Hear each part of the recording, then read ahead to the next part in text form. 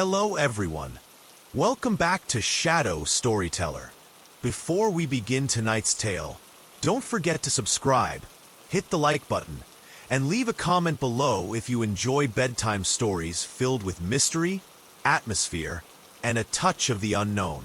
Your support helps this channel grow, and it keeps me bringing you more stories to accompany your nights. Now, let me take you to Ohio, to a place once filled with laughter, headlights, and the smell of popcorn. The locals still whisper about it, though most haven't set foot there in years. The story I'm about to share is known among a few who lived nearby, but rarely spoken of aloud. It was the late summer of 1997, in a small town outside Dayton, Ohio. The evenings were still warm, the air thick with the lingering scent of cut grass, and the sound of cicadas rising from the woods. Back then, the abandoned drive-in theater on Maplewood Road had already been closed for nearly 2 decades. Its wide, cracked parking lot was overtaken by weeds, and the giant screen that once glowed with Hollywood classics leaned with rust, its surface weather-beaten and peeling. That night, 3 friends, Daniel Harper, age 19, his cousin Emma, 18, and their childhood friend Ryan Matthews, 20, decided to test the old rumors. People said the drive-in was haunted. Some claimed to hear the faint sound of movie reels turning when the wind was still. Others swore they had seen headlights flickering in the empty lot, as though ghostly cars were still pulling in for the evening show. The trio arrived just after 10 p.m. in Ryan's old Ford pickup. The headlights cut through the brush and weeds as they pulled up to the gate, the rusted sign above still faintly readable. Starlight Drive-In. Daniel joked nervously that they had front-row seats to nothing but darkness, while Emma rolled her eyes, though her grip on the flashlight was tight. They parked near the middle of the lot, where rows of concrete posts once held the speakers for cars. Some were toppled, others leaning, all covered in moss. The silence was almost overwhelming, broken only by the distant chirping of crickets. The air carried a damp chill, unusual for August. Emma pointed toward the screen. "Doesn't it look like it's moving?" she asked quietly. Daniel squinted. At first it looked like nothing but peeling white paint. Then, faintly, as if projected from nowhere, shadows flickered across its surface. Shapes, unclear but human-like. Ryan laughed nervously, shaking his head. "It's just the moonlight," he said, though the moon was still hidden behind a bank of clouds. The longer they stayed, the stranger the atmosphere grew. A faint hum, like electricity running through wires, seemed to rise from the ground itself. Daniel kicked at the dirt and found an old soda cup, crushed flat and half buried. It was dated 1978, the year the drive-in had been shut down after a fire destroyed the concession stand. No one had bothered to rebuild. The friends huddled closer as the wind picked up. It wasn't a normal wind. It came in slow, steady bursts, like the push and pull of a breath. Emma shivered. She swore she heard music, faintly, as though from a distant radio. An old song, scratchy, with a man's voice crooning about love. Ryan turned off the truck's engine, hoping to prove it was just interference from the radio. But the music didn't stop. The lot grew darker, as though the shadows themselves thickened. One by one, their flashlights flickered. Daniel muttered under his breath, "Something's wrong here." Emma's light steadied long enough to reveal something on the far edge of the lot. Near the collapsed concession stand, there was a figure, not clear, not solid, just a silhouette standing unnaturally still. None of them spoke for a moment. The air pressed heavy on their chests. Finally, Ryan whispered, "Did you see that?" The figure didn't move, but it was unmistakable now. Tall, thin, its outline wavering like smoke. Daniel gripped his cousin's arm, his knuckles pale. "We should go," he said, but Emma's voice broke through, trembling. "Wait, it's watching us." The truck keys jingled in Ryan's shaking hand. But before he could turn the ignition, the giant movie screen flickered again. This time it wasn't random shadows. It was a scene, grainy black and white. Rows of cars filled the lot, headlights off, families sitting under blankets, lovers holding hands. The projection was eerily silent, but the scene played across the decayed screen as though the drive-in had never closed. And then, in the middle of the glowing screen, 3 figures appeared, 3 young people, standing together by a pickup truck. Their outlines were clear, unmistakable. Daniel, Emma, and Ryan stared at themselves. The silence was unbearable. Emma dropped her flashlight, and the sound seemed to echo like a gunshot. The shadow by the concession stand shifted slightly, and when it did, the radio-like music grew louder, filling the lot with its static and sorrowful tune. At that moment, none of them dared to breathe. The silence stretched, heavy and suffocating. The 3 of them stood frozen, their bodies caught somewhere between instinct and disbelief. The ghostly projection of themselves on the screen looked wrong, not only because it showed them standing there in the same moment, but because the figures were not moving in sync. When Daniel raised his hand in hesitation, the image of him did not follow. Instead, the other version of him tilted its head unnaturally, too far, the motion jerky and distorted like an old film reel skipping frames. Emma's heart pounded so hard that she thought it might burst from her chest. Her throat was dry, yet her breath came quick and shallow. She whispered, "That isn't us, that's not us." The figure at the concession stand began to shift again, its smoke-like body pulsing faintly with each gust of unnatural wind. Slowly, it lifted what looked like an arm, though its outline seemed to fray at the edges like static. The movement was deliberate, like a beckoning. Ryan fumbled with the keys in his hand, his fingers trembling so badly he nearly dropped them. "We're leaving," he hissed, forcing himself to sound braver than he felt. But when he turned to shove the key into the ignition, the truck's interior lights blinked once and went out. The key refused to turn. The engine was dead. Daniel grabbed Ryan's wrist, eyes wide with panic. "Come on, don't mess with us. Start it." "I'm not messing," Ryan shot back, his voice cracking. "It's dead, battery's fine. It was fine 5 minutes ago." Emma bent down, fumbling in the dirt for her flashlight. Her fingers closed around it, and she clicked it on, only to find it sputtering weakly. The beam lit just enough to reveal the cracked pavement beneath them, overgrown with weeds pushing up through years of neglect. When she lifted the light toward the concession stand again, the shadow was gone. Her stomach dropped. "Where is it?" she whispered, almost too quietly to be heard. Daniel turned sharply, scanning the dark edges of the lot. His chest felt tight, and the air pressed against his lungs like thick smoke. That was when the music shifted. The faint crooning warped into static, and from within the static came something new.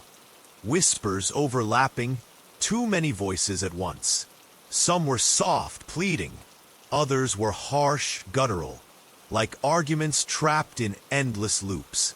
Emma covered her ears, but the sound seeped through, crawling into her mind. She staggered back against the side of the pickup, squeezing her eyes shut.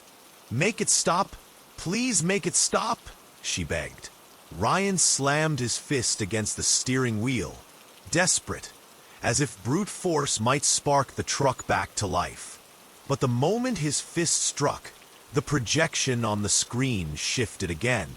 Now, instead of showing them, it showed rows of cars burning. Flames consumed them, smoke curling high into the night. People ran, their faces twisted in terror, mouths open in screams that carried no sound. The silent horror flickered across the screen, and the glow of fire reflected in Emma's widening eyes. Daniel's stomach clenched. He remembered the town stories. The fire in 1978. How the concession stand burned to the ground. How no one spoke openly about what caused it. Official reports claimed it was faulty wiring, but others swore it was something else, something no one wanted to acknowledge. Seeing the fire replayed on the screen now felt like more than a coincidence. It was a warning, or perhaps a memory the land itself refused to release. Suddenly, a sharp metallic clang echoed from somewhere near the back of the lot. All three of them jumped, spinning around. The sound was like a car door slamming shut, though the lot was empty. Ryan muttered, "Nope, I'm done. I'm not staying out here to find out what this is." He shoved the key again, and this time the truck coughed weakly, lights flickering on the dash. Relief surged through him. But before he could turn the engine over fully, something pressed against the back window of the cab. A hand. It was pale, too pale, its fingers long and thin, smudging against the glass as if made of smoke and flesh all at once. Emma screamed and scrambled into the truck's passenger seat, slamming the door shut. Daniel climbed into the bed of the truck, grabbing an old tire iron from the toolbox, his eyes darting wildly into the night. The hand slid away slowly, disappearing into nothing. The whispers rose louder, spilling from every corner of the lot now, so thick it felt like the air itself vibrated with them. And then the figure reappeared, not near the concession stand this time, but closer, too close. It stood at the base of the leaning movie screen, its body stretched tall against the flickering projection. For the first time, it moved with purpose, striding forward, each step slow but inevitable, as though it had been waiting all these years for someone to return. Emma gripped Ryan's arm. "Drive, please drive." The engine roared to life with a violent jerk, headlights flaring on. Ryan slammed his foot on the gas, the tires screeching against the cracked pavement. The truck lurched forward, bouncing over weeds and potholes as they sped toward the rusted entrance gate. The headlights sliced across the lot, and for a fraction of a second, the beam caught something horrifying. Rows of cars, spectral and transparent, lined up as though the drive-in was alive again. Families sat inside, blank-eyed and still, their faces turned toward the glowing screen. Not one of them moved, not one blinked. Daniel, clutching the tire iron in the back, shouted hoarsely, "Don't look. Just keep going." The truck barreled through the weeds, slamming against the old gate. The chain link rattled violently, the gate swinging open just enough for them to break free. Gravel spat out behind the tires as they hit Maplewood Road, leaving the theater shrinking in the rearview mirror. For a moment, silence returned. Only the thrum of the engine and the ragged breathing of three terrified young people. But as they drove farther from the Starlight Drive-In, Emma dared to look back one last time. The movie screen still glowed faintly against the night sky, even though there was no power left to fuel it. And for just a moment, she swore she saw three tiny figures still standing there by the truck, trapped inside the flickering projection. She turned back quickly, hugging herself tight, refusing to speak of it. Ryan kept his eyes on the road, knuckles white against the steering wheel. Daniel dropped the tire iron and buried his face in his hands, his mind replaying the whispers that had etched themselves into his skull. No one said a word during the long drive home, but each of them knew, whatever happened at the abandoned drive-in that night, it wasn't finished with them yet. The starlight had taken notice, and sometimes, when the nights grew especially quiet, they would hear the faint hum of a projector that no longer existed, or catch the soft glow of headlights in an empty lot as they passed Maplewood Road. The drive back into town was long, though none of them could later recall exactly how much time had passed. Every minute felt stretched thin, as if the road itself bent under the weight of what they had just witnessed. The radio in Ryan's truck had gone completely dead, not even static, though the headlights and engine now worked fine. The silence was worse than any sound. It left too much room for the memory of whispers to creep back in. Daniel sat hunched forward in the bed of the truck, his hands still gripping the tire iron though his arms had gone numb. He stared into the darkness behind them, convinced that at any moment the glow of the theater would reappear, chasing them down the road like a beacon from another time. Every bump in the asphalt made his chest tighten. Every gust of wind felt like breath on his neck.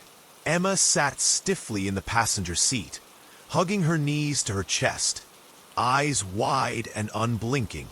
She hadn't spoken since the scream she let out at the hand against the glass. She didn't want to give words to the images that still lingered in her mind. The silent rows of burning cars, the faces in the projection, the tall figures striding toward them with unhurried certainty. To speak of it would be to admit it had been real.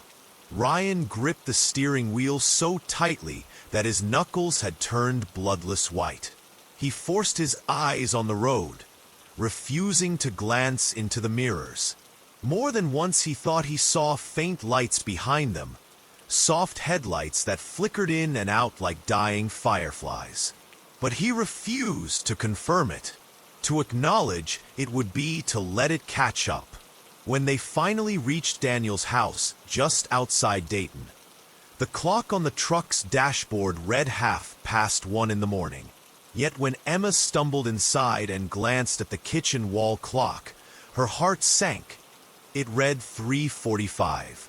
They had lost over 2 hours. None of them could explain it. The three of them gathered in the living room, the glow of a single lamp the only light. No one wanted to go to bed. No one wanted to be alone. Daniel paced, running his hands through his hair again and again until it stuck out in wild tufts. Ryan sat on the couch, elbows on his knees, staring blankly at the floor. Emma clutched a throw blanket, shivering despite the warm air. Finally, Daniel broke the silence. "We saw something out there. We all saw it. And it saw us." Ryan snapped his head up, his face pale but sharp with fear. "Don't say it like that. Don't say it saw us. That makes it real." Emma's voice was small, but steady. It was already real. The weight of her words hung in the air. No one had an argument strong enough to counter them. Over the next few days, none of them found peace. Emma was the first to notice something was wrong. On the morning after, she woke to the faint smell of smoke in her bedroom, though there was nothing burning. When she opened her curtains, her reflection in the glass did not move right away. For just a second, it lagged behind, its head tilting at an unnatural angle before snapping back into place. She screamed, and when her mother came rushing in, the reflection was normal again. Ryan had his own encounter 2 nights later. Driving home from his late shift at the hardware store, he passed Maplewood Road. Though he swore he kept his eyes on the highway, a glow seeped into his peripheral vision. Against his better judgment, he glanced left. There, beyond the trees, was the faint flicker of the starlight's massive screen. A film played across it, though the lot itself had been torn with weeds for decades. For a moment, he thought he saw his own truck projected onto it, pulling in with 2 passengers. He nearly veered off the road in panic. When he blinked, the glow was gone. Daniel tried to bury himself in denial, convincing himself that what they'd experienced was some strange trick of light, or maybe a group hallucination brought on by the tension of being in a place rumored to be haunted. But one night, as he sat in his room with the TV on low, the channel shifted on its own. The screen filled with static, and through the static, the faint hum of a projector began. His body went rigid. He turned the TV off, unplugged it, and still faintly, the hum continued until he fled the room. Word of their visit spread quicker than they'd expected. Someone had seen Ryan's truck parked near the old drive-in that night, and in a small town, whispers travel fast. An older man named Harold Jenkins, who had once worked at the Starlight in the 70s, approached Daniel at a diner a week later. Harold's hands shook as he set down his coffee cup. "You kids shouldn't have gone out there," Harold said quietly.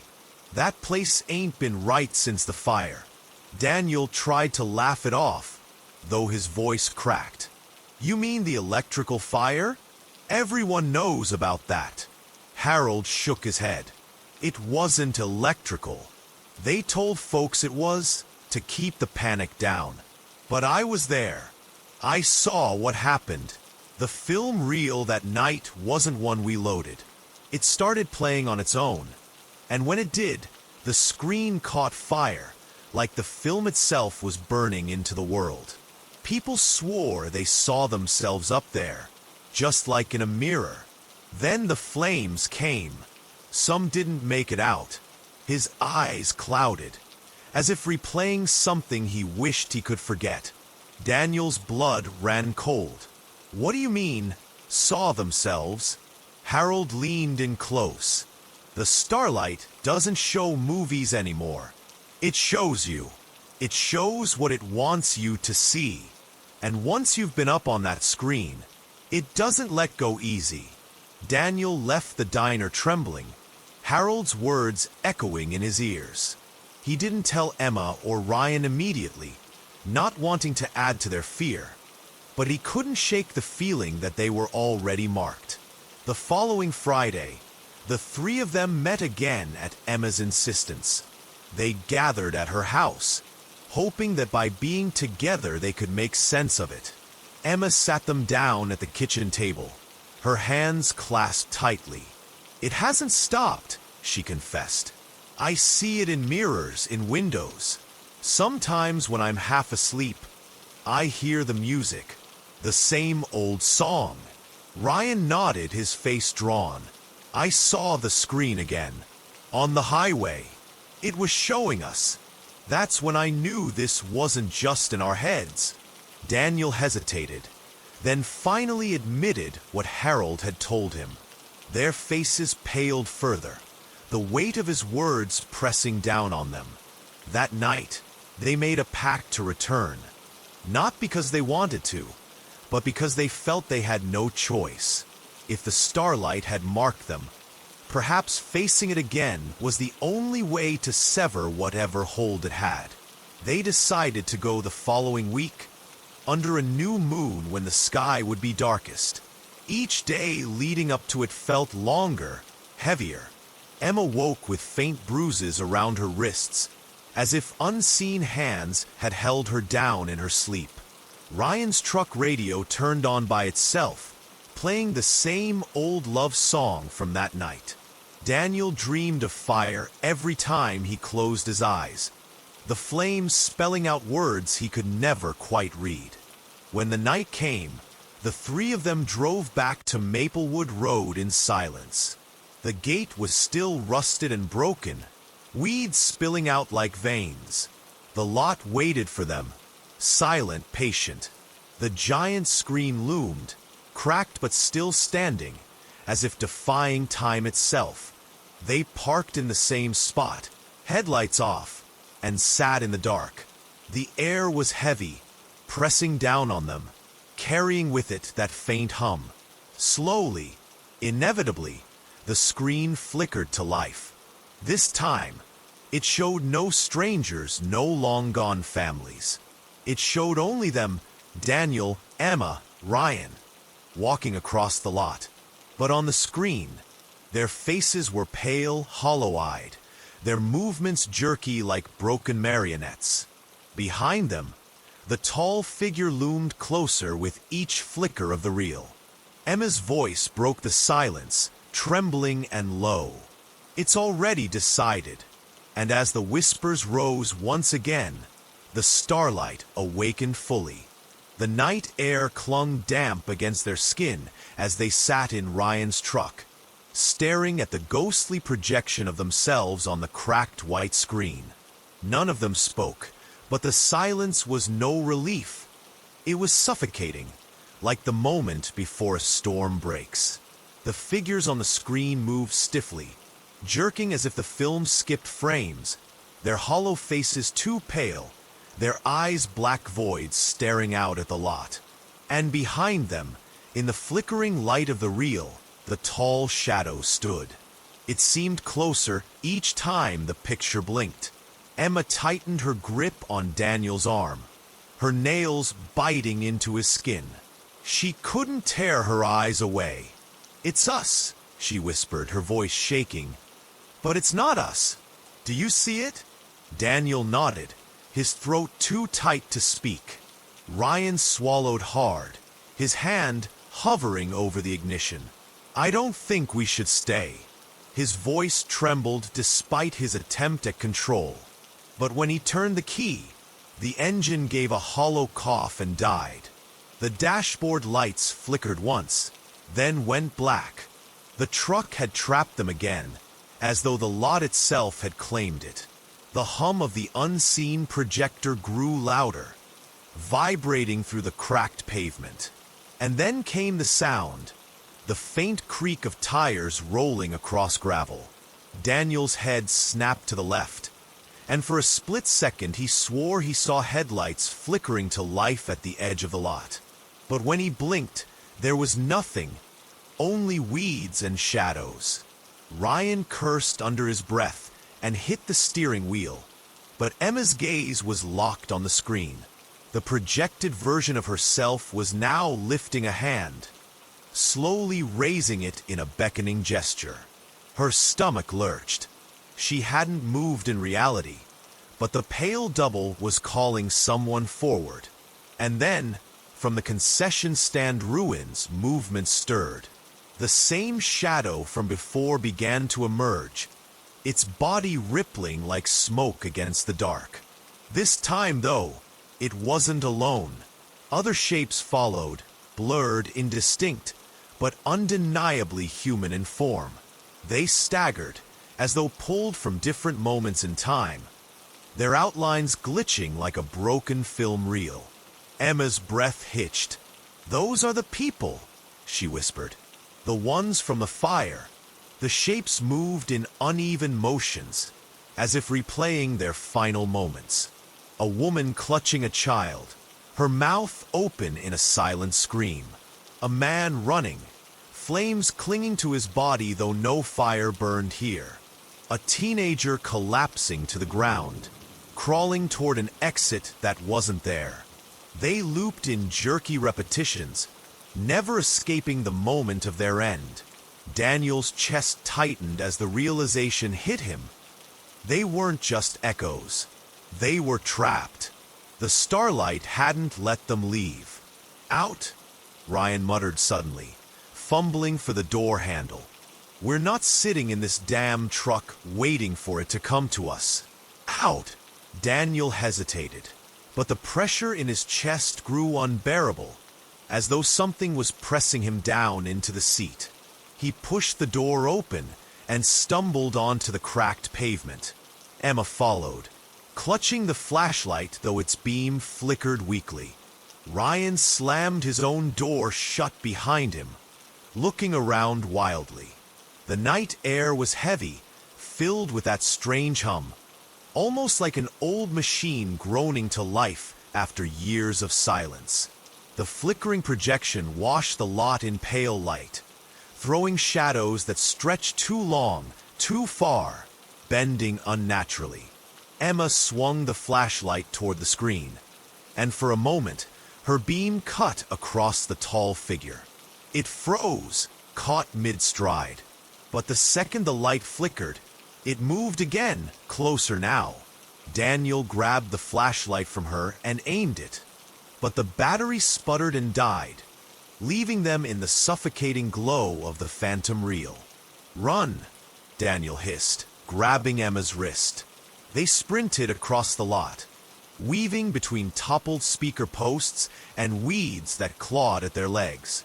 Ryan followed, his boots thudding against the cracked asphalt. Behind them, the shapes stirred more violently, their loops breaking. The woman's scream began to carry, faint but real, the child in her arms wailing in a pitch that scraped across the night air. The man on fire turned his head toward them, his hollow sockets locking onto their forms. The sound grew unbearable, a chorus of agony from decades past. The three friends stumbled toward the concession stand ruins, desperate for cover, though none of them knew why they ran toward the very place that had birthed the horror. The concession stand was nothing but a collapsed skeleton of metal and concrete. The air smelled faintly of char, though the fire had been put out long ago. Emma ducked behind a half-broken wall, gasping for breath. Ryan leaned heavily against the crumbling bricks, sweat streaming down his face. Daniel peered around the corner, heart hammering. The tall figure was in the middle of the lot now, no longer flickering like smoke, but solidifying. It towered impossibly thin, its limbs too long, its face a blur of shifting static. It moved without hurry, but with certainty, like it already knew exactly where they were hiding. Emma whispered shakily, "We can't stay here. We have to end it." Daniel turned to her, his voice raw. "How? How do you end something that isn't alive?" Ryan's gaze darted back toward the screen. "The projector," he muttered. "Whatever's playing it. It has to be coming from somewhere." The idea was insane, but in the chaos, it was the only thread of logic. The projector booth sat high above the lot, a square building with shattered windows. If there was a source, maybe it was there. Maybe if they destroyed it, the starlight would finally let them go. Without another word, they broke from the ruins and sprinted toward the booth. The climb up the rusted staircase was treacherous, every step groaning under their weight. Emma nearly slipped, her hand catching a jagged edge that tore her palm open, but Daniel hauled her forward. The hum grew louder with every step, vibrating in their bones. At the top, the door was hanging half open, rust creaking as they pushed inside. The booth smelled of mildew and rot, but beneath it was another scent, old smoke, sharp and bitter. In the center of the room sat a projector, ancient but intact, its reel spinning though no film fed through it. Light poured from it, beaming straight through the broken window toward the giant screen. Emma's stomach turned. "It's running itself," she whispered. Ryan stepped forward, rage overcoming his fear. He grabbed a metal pipe from the floor and swung it at the machine. The blow echoed like thunder. Sparks burst from the projector, the reel stuttering, but the machine did not stop. Instead, the screen outside flared brighter, the figures on it convulsing violently as though fighting to break free. Daniel joined him, slamming the tire iron against the projector's side. More sparks flew, the hum rising into a shrill screech that clawed at their eardrums. Emma covered her head, tears streaming down her face. And then the tall figure let out a sound, low, guttural, like a growl carried on static. The booth shook. Through the broken window, Daniel saw it lurching toward the staircase, its long limbs pulling it unnaturally fast. "Keep hitting it," Ryan shouted, swinging again with everything he had. The projector's casing cracked, glowing light bleeding out. The screen outside began to stutter, images skipping wildly between past and present. The fire, the families, the three of them standing in the lot, all flashing faster and faster, blending into one horrific reel. With one final blow, Daniel smashed the lens. The light flared blinding white, the hum piercing into silence. For a moment, everything froze. The screen outside went black. The shapes in the lot dissolved like smoke in the wind. But the tall figure did not vanish. It stood at the base of the staircase, its head tilted back toward the booth, its faceless blur fixed on them. Slowly, it began to climb, each step groaning as though the metal would collapse. Emma sobbed, grabbing Daniel's arm. "It didn't work," she cried. "It didn't work." The three of them pressed back against the booth wall, the broken projector smoldering at their feet, as the figure drew closer with each step. And when it reached the halfway point of the stairs, the whispers returned, louder, clearer, voices calling their names. Daniel, Emma, Ryan. The starlight had not let them go. The motel room was wrapped in silence except for the faint hum of the air conditioner, rattling now and then like it might give up at any moment. Outside, the storm still raged, thunder shaking the ground beneath us, wind scraping against the thin walls of the building. The rain had softened slightly, but its rhythm against the window felt endless, as though the night would never let us go. I sat on the edge of the bed, my gaze fixed on the curtain that swayed with each gust sneaking through the cracks of the old window frame. The storm had locked us inside, as if fate had planned for us to share this suffocating silence. Her shadow moved on the other side of the room. She was standing by the table, pouring herself another glass of water, but her hands trembled. It wasn't just the cold. Something else weighed heavily in the air between us. When she turned, the light from the lamp caught her face. Her eyes avoided mine, as if she was afraid of what I might see in them. Or maybe she was afraid of what I already knew. I had sensed it hours ago. Something unspoken, something deeper than just the fear of the storm. She carried a secret, one that pressed against her chest with every breath. "I hate storms," she said softly, her voice barely rising above the rattle of the rain. I nodded, but didn't answer right away. Instead, I let the silence stretch, listening to the uneven beat of the rain. Finally, I asked, "Or is it just this storm?" She froze. For a moment, her lips parted as if to answer, but then she pressed them shut again, tightening her grip on the glass. Her silence told me more than words could. I leaned back, the bed creaking beneath me. "You don't have to tell me," I said, though my voice betrayed the curiosity gnawing inside me. "But storms don't scare people this much. At least, not unless they bring back something." Her shoulders tensed, and she let out a shaky breath. She set the glass down carefully, almost too carefully, as though afraid it would shatter if she didn't. Then she finally looked at me. For the first time that night, her eyes met mine directly. "There was another night like this," she whispered. "Years ago. The storm was even worse than this one. And that night, I lost everything." The words hung in the air, heavy and sharp. She sank into the chair by the table, her hands gripping the edges as though holding herself together. I waited, not daring to break her flow, knowing the storm outside was only an echo of the one inside her. She told me about her hometown, a small stretch of farmland on the outskirts of Oklahoma, about the night a tornado ripped through it, tearing apart her family's home, how she had survived, crouched in the cellar, while her parents hadn't. When the storm passed, all that remained was splintered wood, the scent of rain-soaked earth, and silence. Her voice faltered, but she kept going, as though the words had been locked away for too long. She said that since that night, every storm carried the weight of that memory, pulling her back into the cellar, forcing her to relive the screams and the silence that followed. I didn't move, didn't try to reach for her.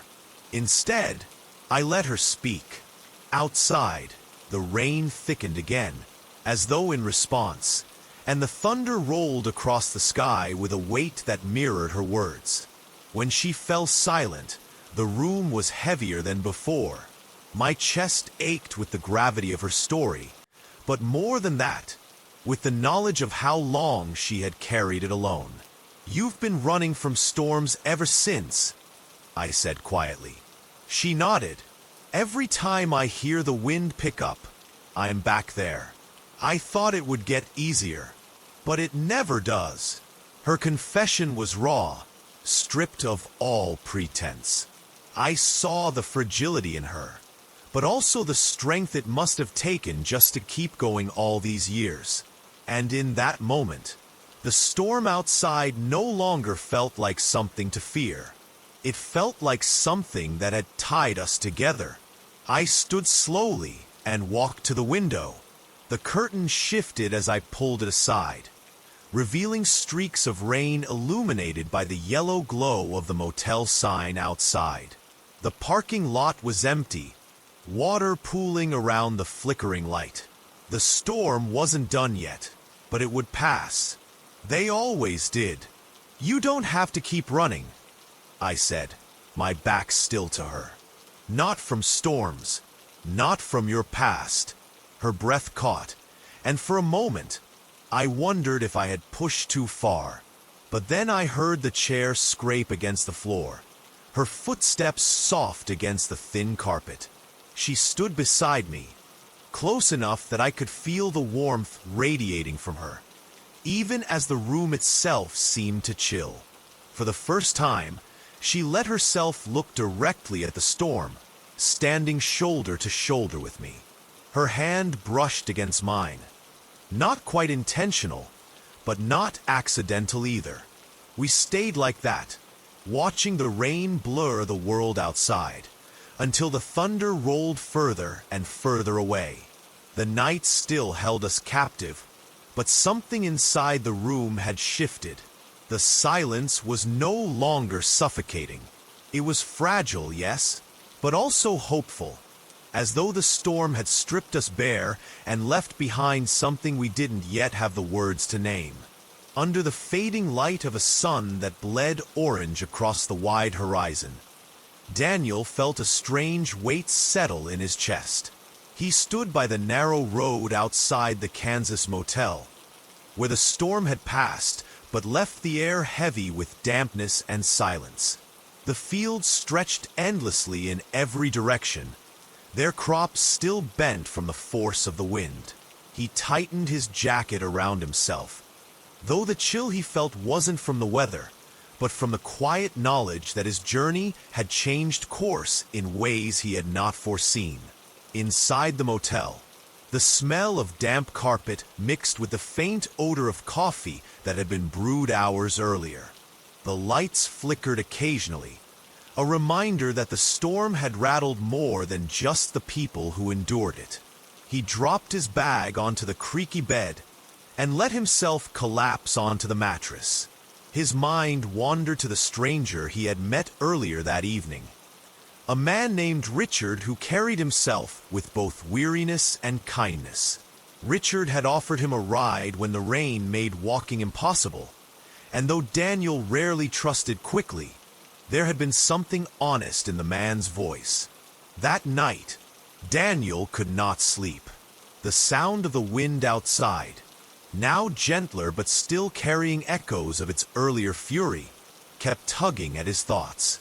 He replayed every moment. The way the lightning split the sky, the trembling of the motel walls, and the look in Richard's eyes when he spoke of home. Richard had mentioned a small town a few hours away, where his family waited, a place untouched by the noise of the highways. Something in the way he spoke about it stirred a longing in Daniel, though he could not name what exactly he missed. Morning came quietly, with soft sunlight filtering through the thin curtains. Daniel rose, splashed water on his face in the cracked sink, and stepped outside. The motel looked lonelier in the daylight, as though the storm had stripped away any pretense of welcome. Richard was waiting by his old pickup truck, leaning against it with a cigarette between his fingers. He lifted his chin in greeting, smoke curling into the air. "Morning," Richard said simply. Daniel nodded. "Didn't think you'd still be here." Richard shrugged. "Storm like that makes you think twice about moving too fast. Thought maybe you could use a ride further down the road." There was no hesitation this time. Daniel grabbed his bag and climbed into the passenger seat. The truck smelled faintly of leather and tobacco, worn but familiar, as though it had carried many stories before his. As they pulled away from the motel, Daniel glanced back once. The crooked sign swayed slightly in the breeze, and for a moment, it felt like he was leaving behind more than just a night's rest. The road stretched endlessly, slicing through open fields where the morning dew shimmered on stalks of corn. Richard drove with the ease of someone who knew these roads like old friends. He spoke sparingly, but when he did, his words carried weight. He told Daniel about his childhood, about the storms that used to sweep across the plains, and about the way his father taught him to face them with calm rather than fear. Daniel listened, finding comfort in the cadence of the man's voice. Hours slipped by, measured only by the changing sky and the occasional small town they passed. In one of those towns, they stopped for gas and coffee. The diner smelled of bacon and fried potatoes, and the waitress with tired eyes poured their cups without asking. Daniel watched the people around them. Farmers with dirt still under their nails, women carrying baskets of groceries, children laughing in booths. It was ordinary life, but to him, it felt extraordinary, like glimpsing a world he had long been apart from. Richard caught him staring. "You don't seem like a man who belongs on the road forever," he said. Daniel smiled faintly. "And you don't seem like a man who picks up strangers." Richard chuckled. "Fair enough." Their laughter faded into silence, but it was a silence that carried understanding. As they drove again, Daniel found himself opening up.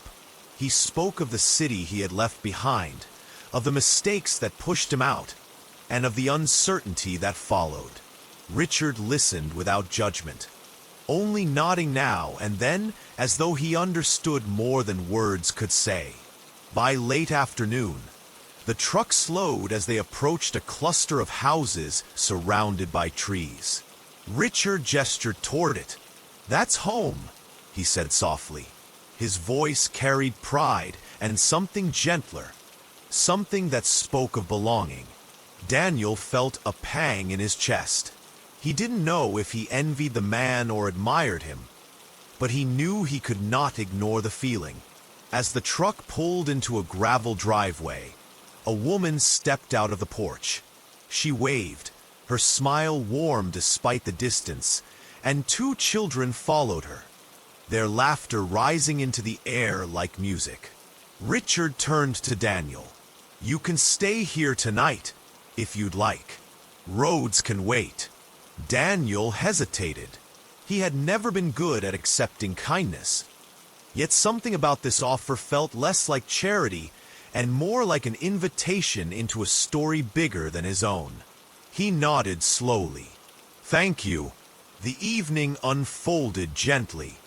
Dinner was simple, but filled with conversation and laughter. The children asked Daniel questions with curiosity only the young possess, and he answered with honesty that surprised even himself. The woman, whose name was Claire, spoke with warmth that reminded him of things he thought he had forgotten: comfort, trust, and a sense of place. Later that night, as the stars stretched endlessly above the quiet Kansas sky, Daniel stood outside with Richard. The air smelled of earth and grass, and the silence was deep, broken only by the distant call of an owl. "You look like a man who's been running," Richard said. Daniel did not deny it. He exhaled slowly. "Maybe I have." Richard nodded. "Sometimes storms aren't just in the sky. Sometimes they're in us too. But storms pass. Always." Daniel looked up at the stars, their cold brilliance mirrored in his own thoughts. He realized that the storm he had endured on the road was not just weather. It was a reflection of the chaos he carried within.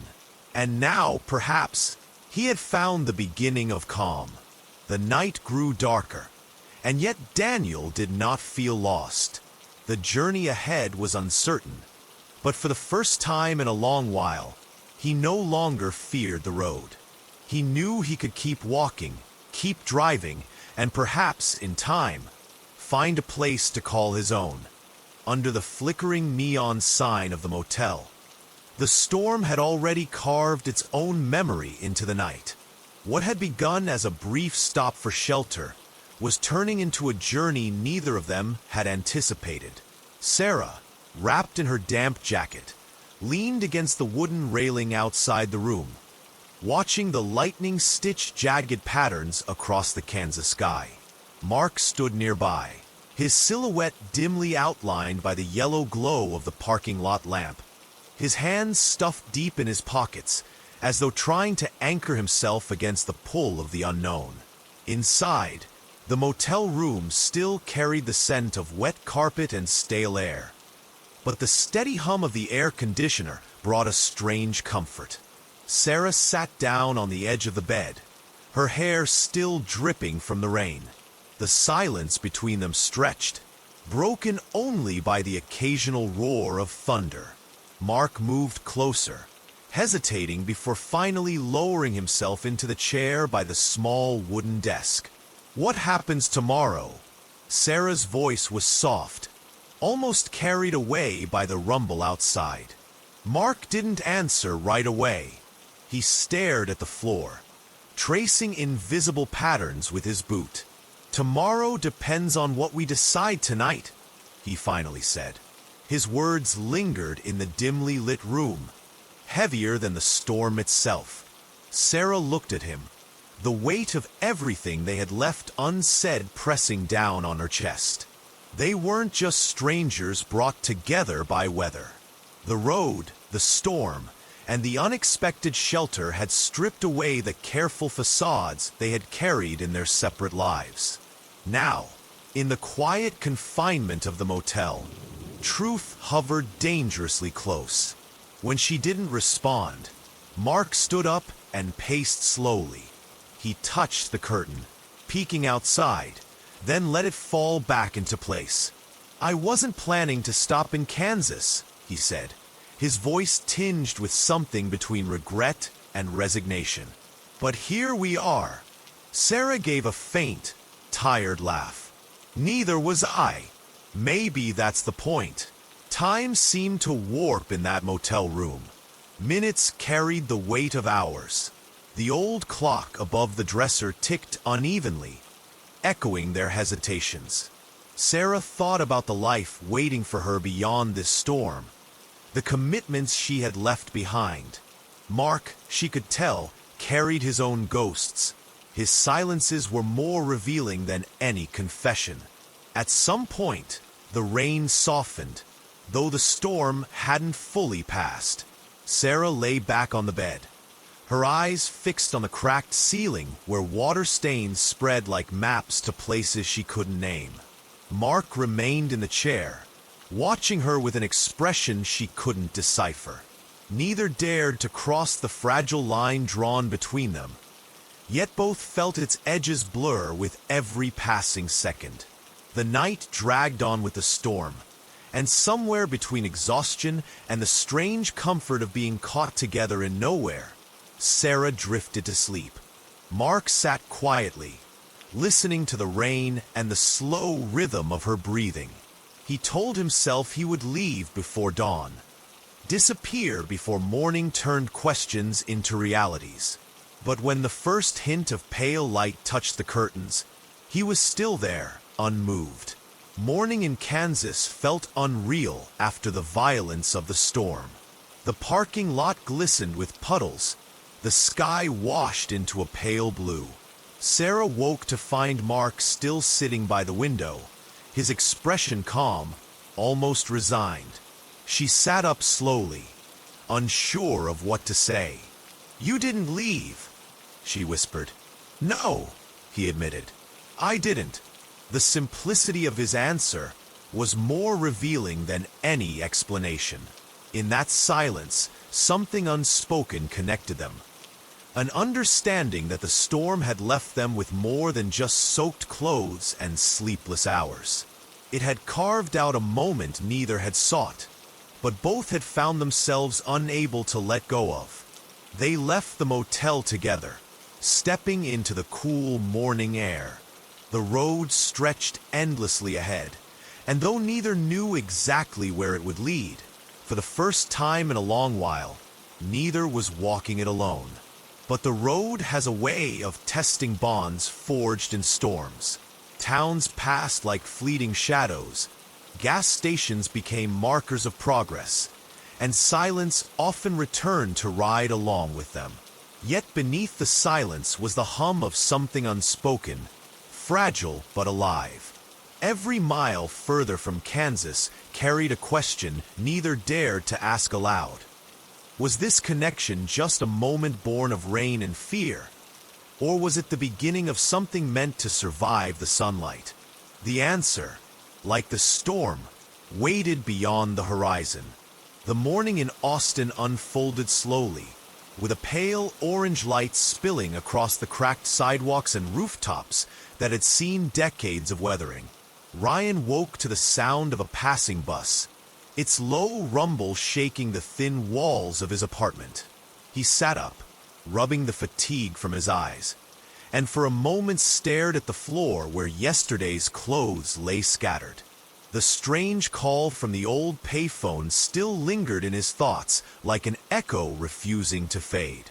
He dressed simply, pulling on a gray t-shirt and jeans, then slipped on his worn boots. As he brewed a small pot of coffee, the bitter aroma filled the room, grounding him back to reality. Yet as he lifted the cup to his lips, his mind drifted again to the voice on the other end of the line. That strange sense of urgency mixed with familiarity. By mid-morning, the city was alive.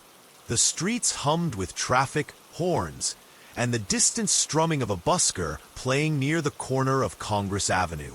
Ryan walked toward the payphone, the same one he had stumbled upon the night before, feeling as though unseen threads were pulling him there. He tried to shake it off, telling himself it was just a coincidence, just an old phone in a forgotten corner.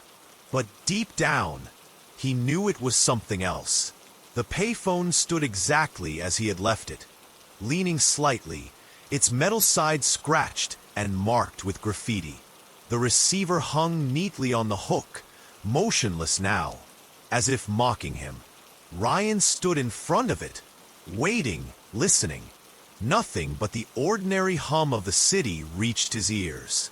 Still, he could not bring himself to walk away. Minutes stretched into an hour. He leaned against the wall, watching people pass by, each of them oblivious to the silent sentinel of a machine at his side. Just as he began to feel foolish for waiting, the shrill ring pierced the air again. He froze. The sound seemed louder than it should have been, as though it cut straight through his chest. Slowly, he lifted the receiver to his ear.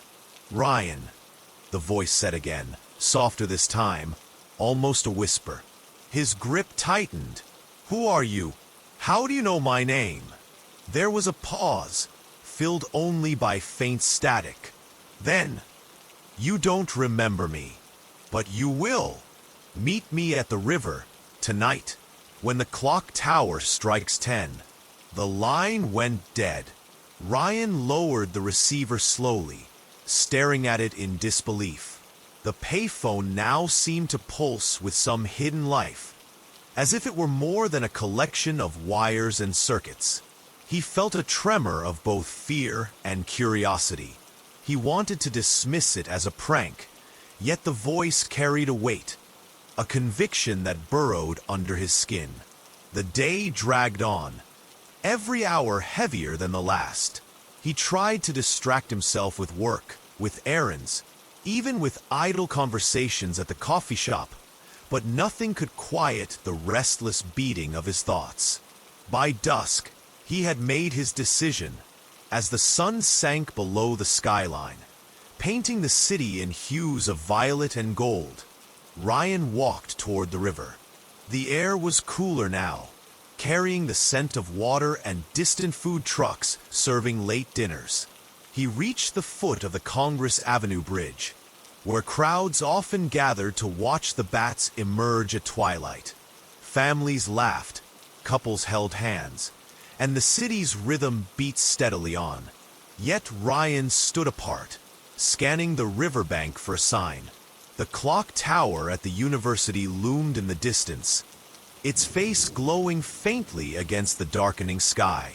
He checked his watch. 5 minutes until 10. His breath grew shallow, his palms damp. When the tower struck, its chimes rolling through the night like solemn bells, Ryan noticed a figure standing by the water. Tall, still, almost blending with the shadows. Ryan approached cautiously, his footsteps muffled by the grass. The figure turned. It was a man older, with weathered features and eyes that seemed too familiar. Ryan felt a chill crawl up his spine. "You came," the man said. His voice was the same one from the payphone. Ryan swallowed. "Who are you? Why are you calling me?" The man looked at him for a long time, then spoke quietly. "I'm someone who knows the truth you've forgotten. Something you left behind long ago. Something you must face now." Ryan shook his head. "I don't understand." "You will," the man replied. "But first you must listen."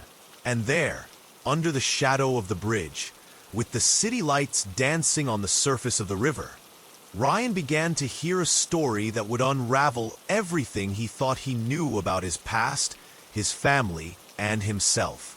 The man spoke of events buried in the dust of memory, of nights Ryan had lived but somehow erased, of choices made in desperation and the consequences that had never ceased to ripple outward. Each word pulled Ryan deeper into a labyrinth of truth and deception, until the world around him seemed to blur, leaving only the voice, the story, and the weight of what it meant. The nights stretched on, the city around them slowly quieting. When the man finally paused, his expression grave, Ryan felt as though he stood on the edge of a precipice. "You are not who you think you are," the man said at last. "And soon, you will have to decide whether to remember or to keep forgetting." Ryan's pulse thundered in his ears. He wanted to demand answers, to shake the man and force clarity from him. But all he could do was whisper. "What do you mean?" The man stepped closer, his eyes locking onto Ryan's.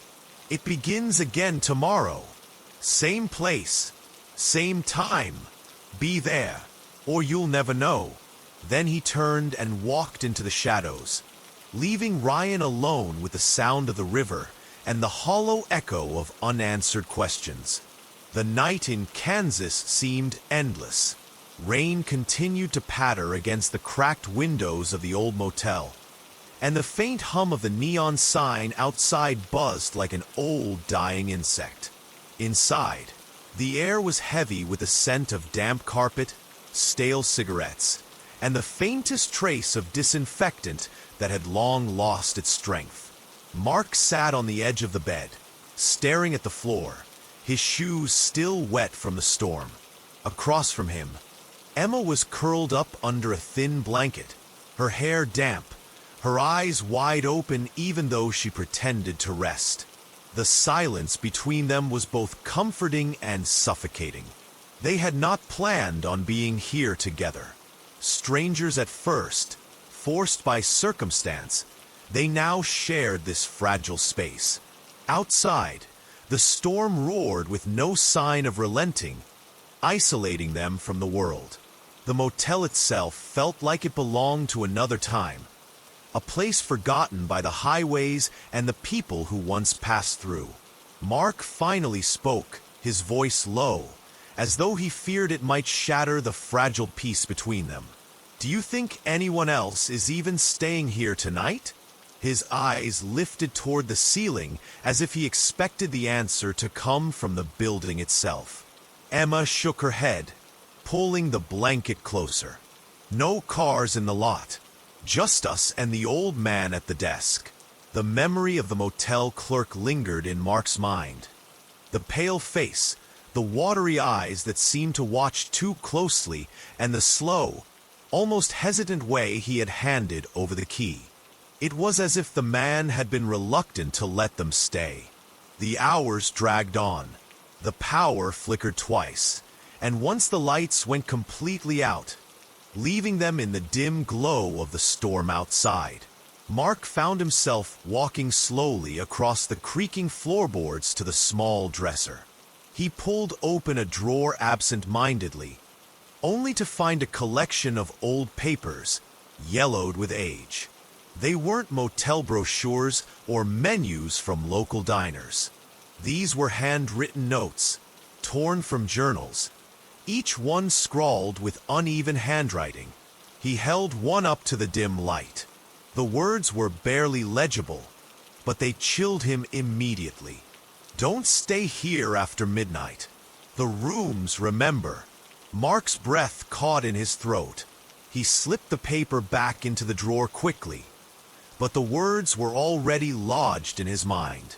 He glanced at Emma, who was watching him closely. "What did you find?" she asked. "Nothing," he replied too quickly, closing the drawer with a sharp sound. But Emma's expression said she didn't believe him. As the clock on the nightstand crept closer to midnight, the atmosphere in the room thickened. Every sound seemed amplified. The rattle of the wind against the shutters, the drip of water from a leaking pipe somewhere in the bathroom, the creak of the bed when either of them shifted slightly. Emma finally sat up, unable to pretend any longer. "I can't sleep," she whispered. Mark nodded. "Me neither." They sat in silence again, two strangers bound by unease.